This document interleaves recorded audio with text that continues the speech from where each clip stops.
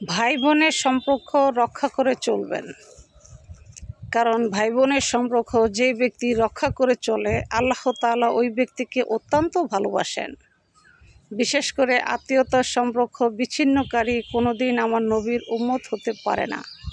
কাল হাসরের ময়দানে আমার নবীর শাফায়াতও সে পাবে না। তাই আত্মীয় স্বজনের সম্পর্ক বজায় রাখার চেষ্টা করবেন। আপনার যতটুকু তৌফিক আছে অতটুকু সহযোগিতার হাত বাড়িয়ে দিবেন। আর গরিব দুঃখী যারা আছে তাদেরকে অবশ্যই সহযোগিতার হাত বাড়াবেন। আপনি এক হাত বাড়াবেন, আল্লাহ তাআলা 4 হাত বাড়াবে আপনার জন্য।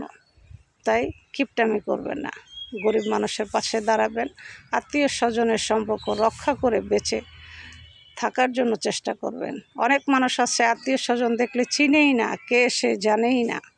কথাটা এটা কিন্তু ঠিক না, এটা আল্লাহ তাআলা পছন্দ করেন না।